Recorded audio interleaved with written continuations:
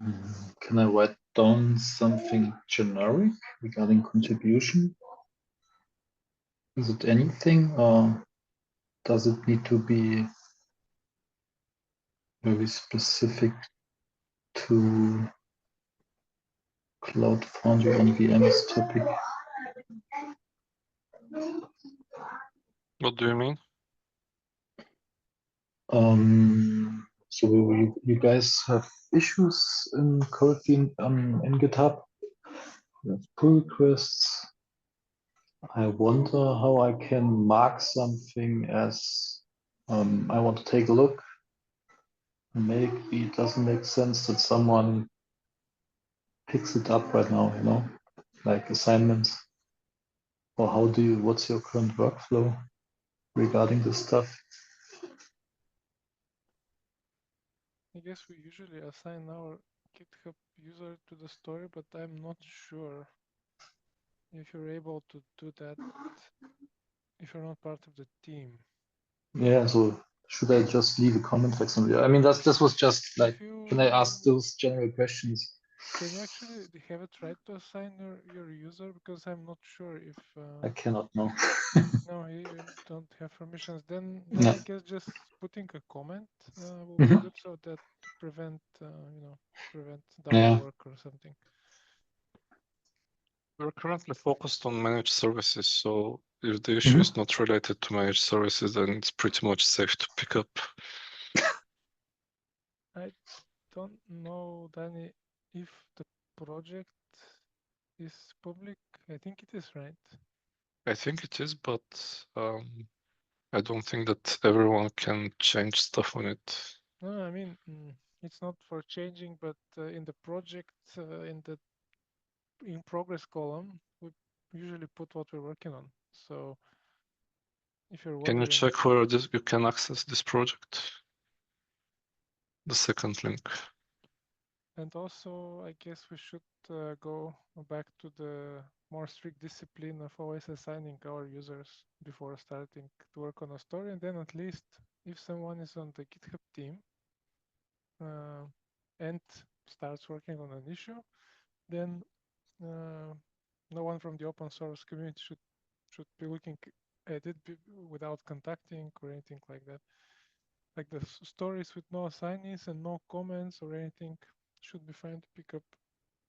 I guess probably the best thing that someone that's not on the team can do is leave a comment that they'd like to take a look. Okay, thanks.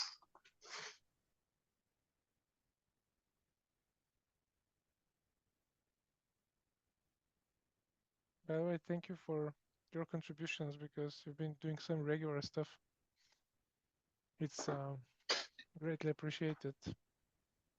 Yeah, it helps me to, better understand the code base. So I first tried to look up something that looks kind of easy.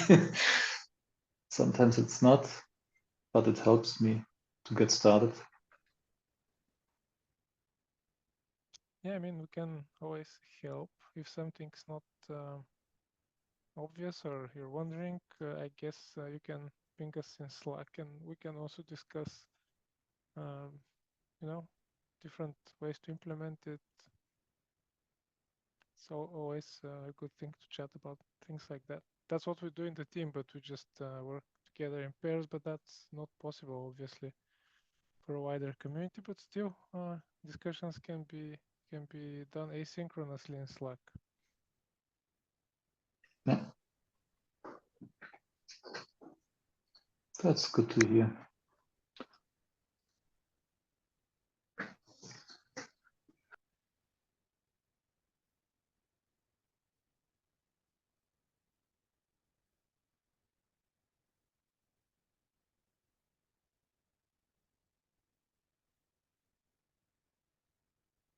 I don't see any items on the document. I don't know if you managed to open it, y'all, but I guess just if someone wants to ask something or like talk about something, just go ahead.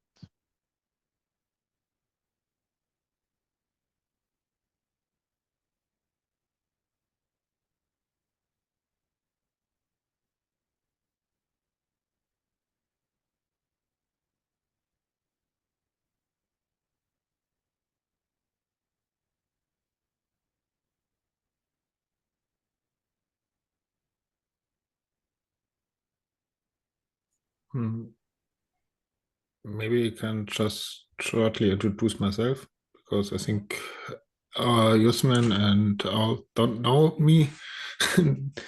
The other one, I think we meet each other on the Cloud Foundry day. So I'm Fabian. I'm working at Stackit together with Robert, and yeah, the first time here in this meeting. Nice to meet you.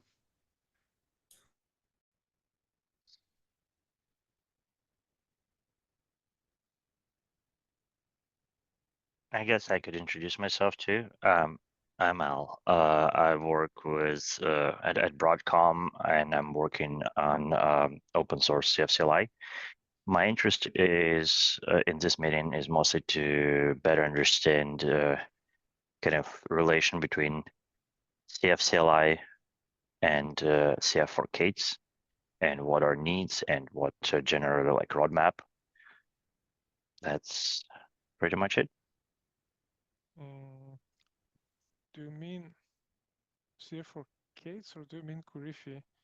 Because CF for K8s is, you know, an older iteration of this idea that's more or less abundant. I assume you mean Kurifi. Right. That's what I'm trying to better understand with your help. And right now, like with Cloud Foundry CLI, we still have some support of K8s components. And we're just trying to, not components, but general like ability to, there is some logic there still, like to work with some CF for K8s. And we're just trying to better understand kind of like, is anyone still using that, or generally like how should we support that, or like what to do with that? Yeah, I think you might be referring to the login thing that's looking at the kubectl probably. This is something that our team introduced, I don't know, a couple of years ago, 2 years ago, some time ago, in order to, because you see, Kurifi is implementing the V3 API of Cloud Foundry, but many parts are missing, and one thing that was not included by design is still not included yet is the UAA, and the CFCOI is very tightly integrated with the UAA. So in order to make CFCOI work with Kurifi at all, we had to contribute this logic, and yes, we still do use it. So our future plans with regards to this, I guess we'll always be needing this, because at least that's how we see it at this point, because there will always be people who might want to run Kurifi without the UAA, just like a Kubernetes native thing. And then how do you log in? They still want to use the CLI because the CLI integrates with the V3 API. But if you don't have the UAA, then you can't log in. So that's why we introduced this. So if your question is if we're still using it, if it's still needed, yes, it is. And as a matter of fact, because you mentioned CF for K8s, CF for K8s was being installed with the UAA in all cases. So CF for K8s never needed this logic. It's specifically related to Kurifi. I don't know if that's relevant for your question. So that's one thing. And then the second part, we do plan to introduce optional UAA support because it is needed by some members of the community, which means like when we introduce UAA support, if UAA is turned on in Kurifi, we don't need this logic. But until the UAA becomes an integral part and not an optional one, I guess this support in the CLI will still be needed. I cannot foresee right now if the UAA will be mandatory at some point. For now, it's not there at all. It's some future, I don't know how near a future, we'll be introducing it, which means that we'll optionally be needing the kubeconfig logic. But yeah, for now, we just need it, I guess. Well, thank you. That's very insightful. Still just, a lot of things to digest, like since I'm personally like not like very much like on Kate's side, like and understand like well enough like Kate's side, but I guess first, like it starts like from introduction, like what we're doing, why I'm here, and second, we're just like trying to basically restart this project. Like it was like on hold like for a while, like and like more like in maintenance mode. So like if you have like some changes or PRs or ideas, it's much more faster turnaround now to get them merged or generally discussed. So feel free to do that.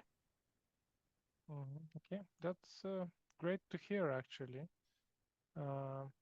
Is there a specific team? You said you're working with the COI. I guess there are probably more people involved because we've been working so far with basically the leads, the Broadcom leads, Dave Waters and Bird Rock with Mhm. and Andrew, Whitrock. yeah. So do you work with those guys and Well, sure. Yeah, like they part of CFF and part of yeah, like we do work. We do not necessarily intersect like a lot, like from CFCLI perspective. Like we have just a little bit different areas. But Andrew, like actually, like as a matter of fact, like in my building, so we see each other like quite often. And what you're working on lately, like with them? lately, as you said, because I think was a little bit on hold. Lately, we haven't been doing a lot of business with them. Right. Yeah, we've been doing some things from the SAP part. Yeah. That's the thing that we presented in the CFD. It's all about managed services right now. This is the big thing that we're working on, and the recent release basically brings half of it when you it enables you to register brokers, create service instances, but that's it. And now we're working on the bind and bind part before we release a fuller experimental managed services support. And yeah, this is what we have been doing lately. And then I mentioned the UA thing, but I can't really give you any timeline. I don't know when we'll be able to pick it up. It's just something on our roadmap. I see. Yeah, I mean, like I cannot imagine like life without UA because I'm on Cloud Foundry's not for K8s site, but I'm glad that you'll just get in like into some space like where we have like shared authentication or authorization. Yeah, we have built a prototype some time ago. I guess we need to revisit it when we start proposing this to the community, but it's more or less where I don't know how familiar you are with the UAA, but the UAA can be configured to trust other IDPs, so we can configure it to trust our internal IDP at SAP or Google or Facebook, whatever, and then you need to establish IDC trust between the Kubernetes cluster that's running Kurifi and the UAA, and then it all works out because the Kubernetes will trust the tokens issued by the UAA, but the UAA is just a proxy here. They're issued by the actual identity provider. So that's pretty much what it will look like. It will be just an instance running on Kubernetes together with the rest of the Kurifi components with some custom configuration to delegate to an IDP. And the cluster will be configured to trust this instance. Something like that. At least that's what we prototyped. I don't know how it might evolve when we actually start thinking about more productive kind of thing.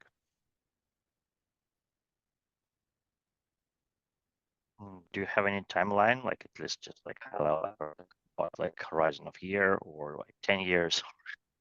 It's definitely not 10 years, but the thing is that we're doing some experimental work. We're not a very big group of people, so that's why I'm a little bit uncertain about it. I would say a couple of months, but it might be a lie. Depends on other priorities as well. But no, I wouldn't say 10 years.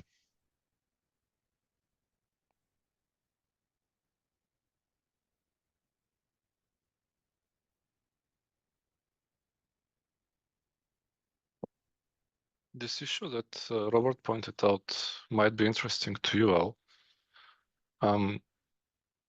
It's a very old issue that I actually have forgotten about, but it might involve some CLI work.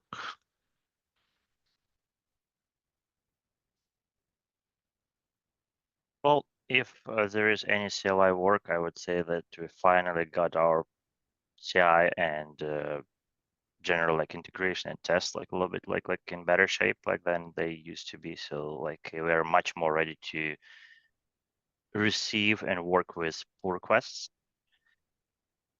So yeah, like if you have like some proposals or ideas just like that you want to get some reviewed by CLI team, we're equipped and happy to facilitate that.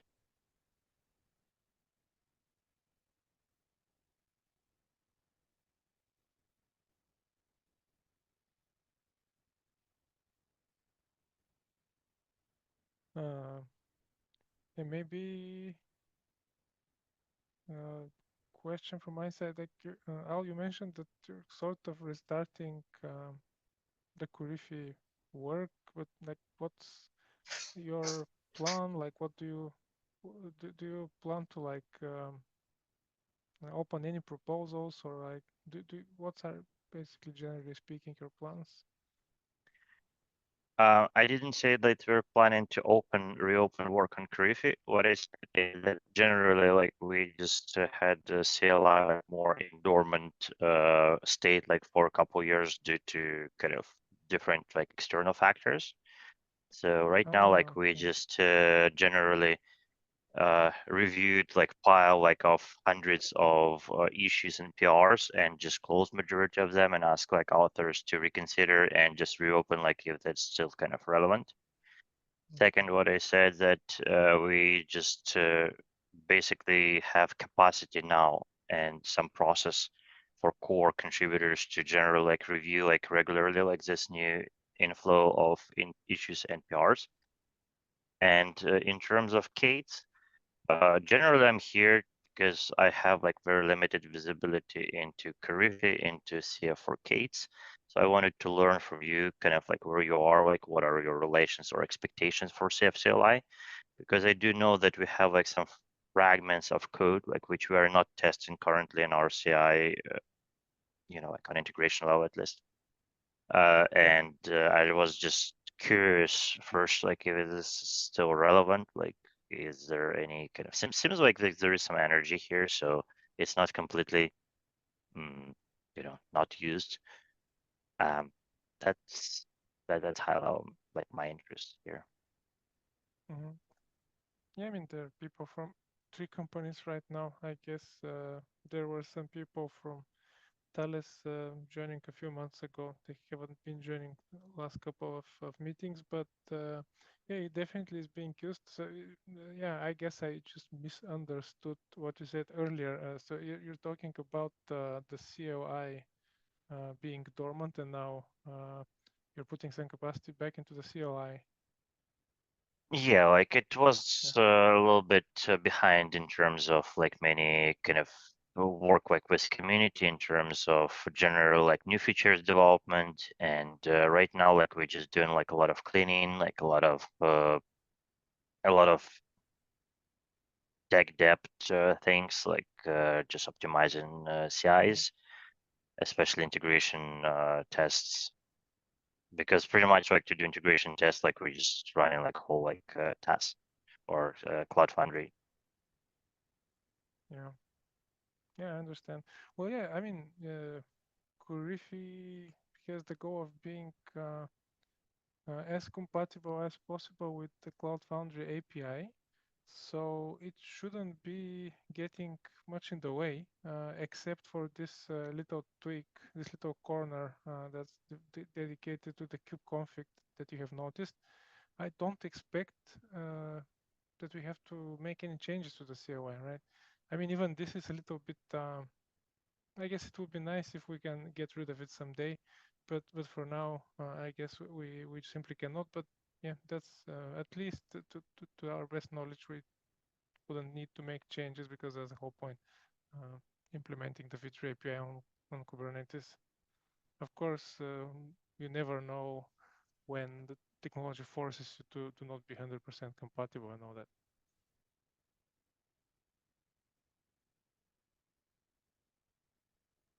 A fair point.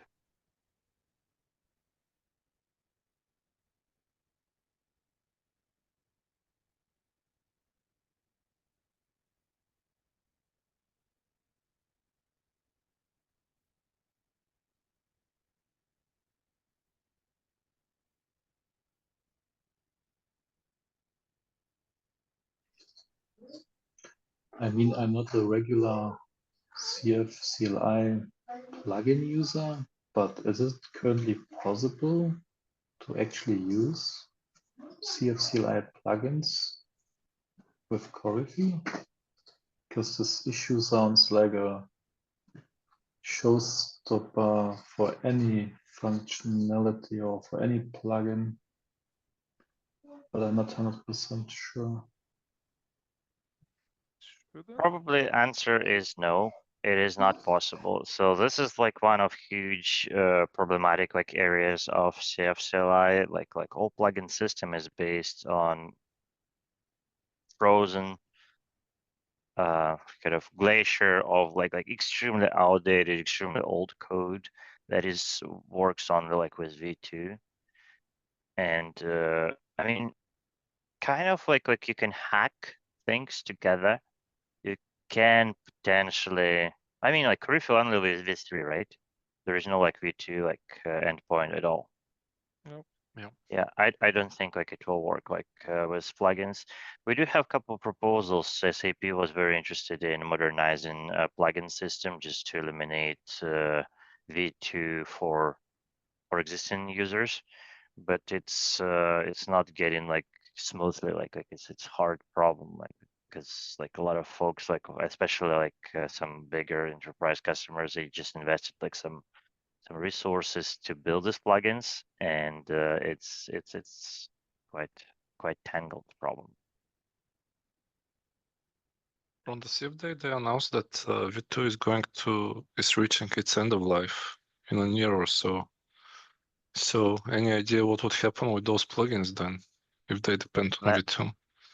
That's true. That's like one of like our drivers, right? Like, cause like for us just to work on something, like we just need justification, and it's I guess like the most accurate answer it's still in development. I mean, like we're punting like this kind of decision for now. Like if you have like proposals, like some ideas, like what do you want like for plugins, like yeah, like we have ADR folder, and there were a couple attempts to kind of like rise this issue. One idea was, for instance, just completely democratize like whole plugin ecosystem, and instead of just relying on this RPC and basically like Golang kind of instances talking to V2, just do something crazy like say like Git style plugins where anything like that's prefixed like with CF like will just become like essentially like a command like of CF like with some say like configuration exposed through the environment. This way, like you can just script like whatever you want, like in any language. But again, like it's a lot of work. It's a lot of transition. So if you have like some ideas or proposals, that would be great. Otherwise, seems like either like all plugins will be removed. That's one option, or another option. The API, like plugin API, will be migrated from V2 to V3, probably like as a breaking change. These are pretty much like major possibilities.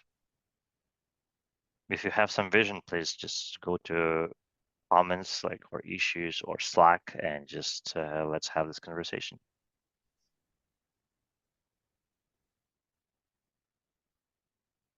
Yeah, for what it's worth, I have only worked with one plugin, and it's the SAP plugin for multi-app controller, but it's actively maintained, and I think it's all on V3. And I'm saying this because we managed to run it on Kurifi in-house. So I guess that there's no hard requirement for plugins to use V2. It's just that these plugins are not maintained, or they're just aged and they're abandoned, right?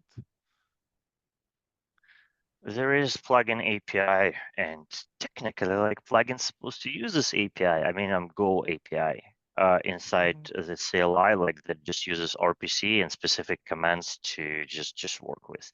Again, like people are very crafty, and it is possible to do very different things. So like what probably you're just experiencing with is just some plugin that designed as a workaround.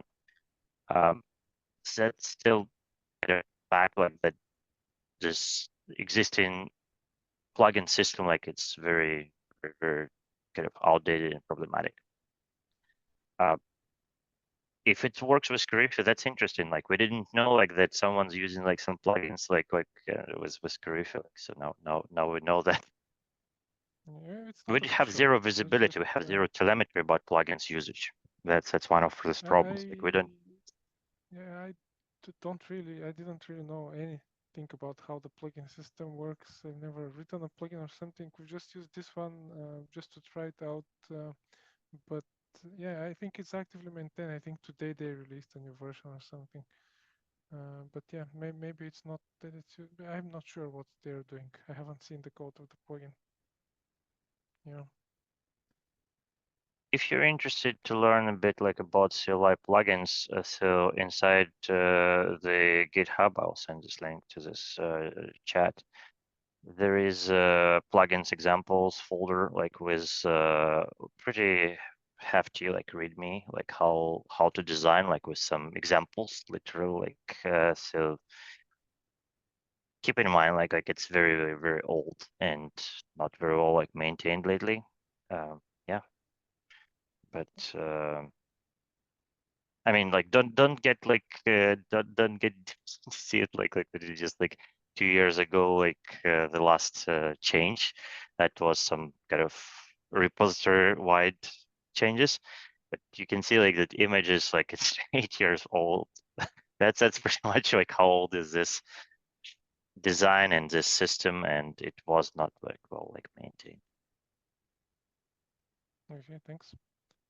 Take a look. But that gives idea like how plugins supposed to be.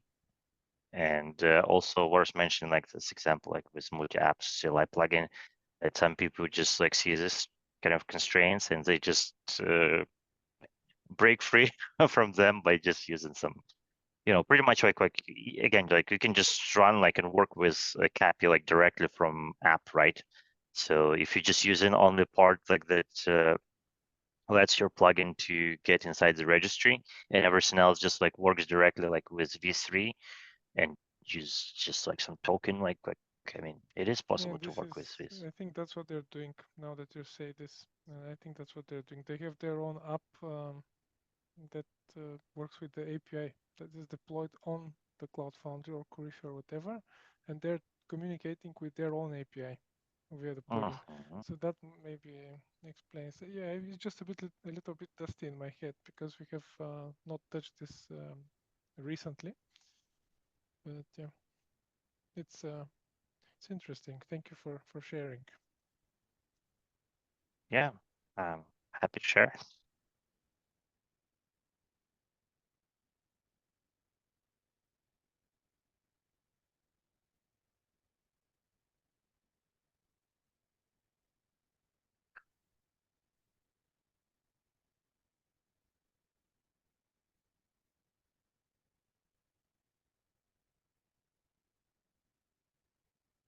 Anything else?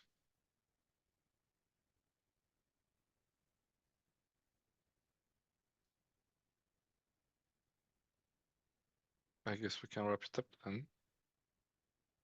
It's like cool. Thanks everyone for joining. Nice to meet you all. See you in a couple of weeks. Thank you. Bye. Nice to meet you. Bye bye.